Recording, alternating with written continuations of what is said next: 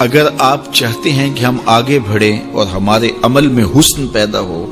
ہمارے رویوں میں خوبصورتی آئے اور اللہ تعالی ہم سے راضی ہو جائے، تو اس میں آپ رفق، نرمی، حلم، بردباری اور انات، معاملہ فہمی اور لوگوں کے ساتھ جو ہے وہ خوبصورتی کلام میں، خوبصورتی رویوں میں اور خوبصورتی مخالطت کی، اور جو ہمسائیگی کے دوستی کے حقوق ہیں، جس طرح والدین کے حقوق ہیں، جس طرح ازدواجی حقوق ہیں، جس طرح آپ کے ہمسایوں کے حقوق ہیں، اس طرح آپ کی دوستیوں کے بھی حقوق ہیں۔ اپنی لہجوں کو نرم رکھیں، ان میں تلخی نہ آئے، سب و شتم سے منع کیا گیا ہے اور معمولی معمولی باتوں پر پکڑ کرنے سے روکا گیا ہے۔ اور اگر یہ رویے بچپن میں پیدا ہو جائیں تو بعض اوقات پھر وہ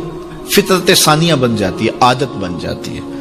اور پھر جب آپ بڑے ہوں گے تو وہ عادتیں وہاں بھی چھوٹ نہیں پائیں گی، چونکہ وہ اس ماحول میں آپ کے ساتھ جڑ گئی تھی۔ کسی کی ٹو میں لگ جانا، کسی کی غلطیاں نکالنے کی سوچ میں رہنا، کسی کو نیچا دکھانے کے چکر میں رہنا، کسی کی تذلیل کرنے کے خیال میں رہنا۔ دیکھیے، اگر آپ ڈھونڈنے نکلیں گے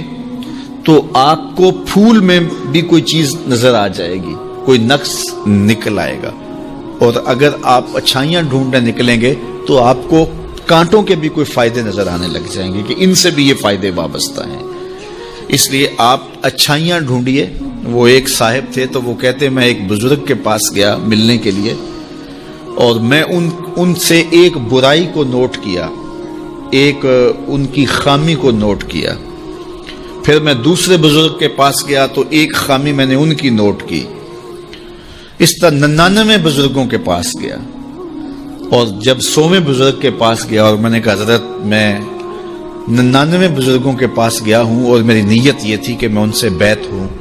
لیکن ہر ایک کی ایک ایک خامی سے میں آگاہ ہوا،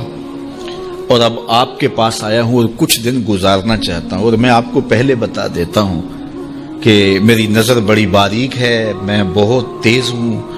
تو میں آپ کے ساتھ کچھ وقت گزارنا چاہتا ہوں، آپ بھی محتاط رہیے۔ تو وہ بزرگ فرمانے لگے کہ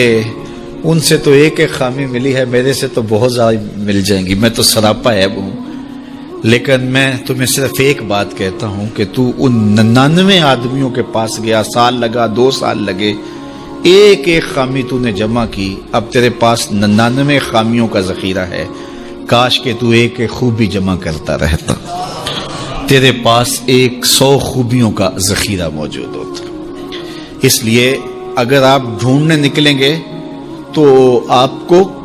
کانٹوں سے بھی خوبصورتی مل جائے گی۔ تو یہ اپنے انداز نظر کو، اپنا کشکول ٹھیک رکھے تو پھر اس میں خیر پڑے گی۔ خذ ما صفا و دا ما قدر، ہمیں ایک ضابطہ دیا گیا ہے، آپ جہاں بھی جائے اچھی چیز لے لیں اور جو بری ہے وہ وہیں پھینک دیں، بات ختم۔ ہم اچھی پھینک آتے ہیں اور بری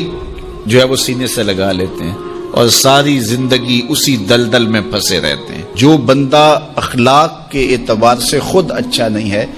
تو وہ زیرو ہے، کچھ بھی نہیں ہے، کیونکہ یہ ایک لازمی چیز ہے کہ ہم جس منصب پہ بھی ہوں گے ساتھ حسن خلق جڑا ہوا ہوگا۔ دودھ اندر جے کھانڈ لائیے مزہ ہو جاوے دونا،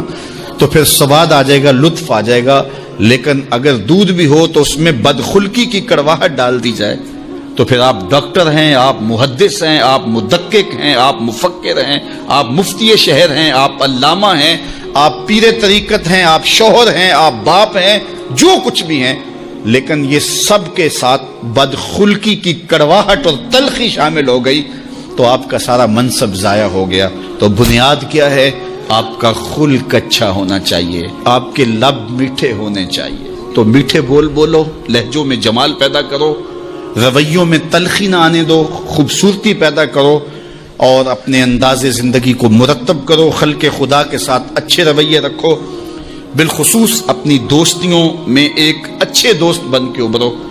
اور اپنے کلاس فیلوز کے اندر ایک اچھے کلاس فیلو کے روپ کے اندر آگے آؤ۔ پیر کے دن آنے والو، جمعہ کے دن آنے والو، تم بھی جب یہاں سے جاؤ تو تمہارا انداز جو ہے وہ مٹھاس سے بھرا ہوا ہو، تمہارے لفظوں سے کھانڈ نکل رہی ہو، شکر ٹپک رہی ہو تمہارے حرفوں سے،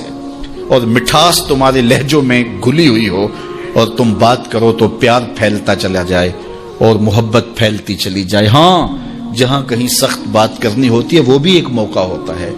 لیکن عمومی رویوں کی میں بات کر رہا ہوں. تو اللہ تعالیٰ جل شانہ ہم سب کو توفیق عطا فرمائے اور جو کہا جا رہا ہے اس کو سمجھنے کی، روحوں میں اتارنے کی، عمل کا حصہ بنانے کی توفیق عطا فرمائے.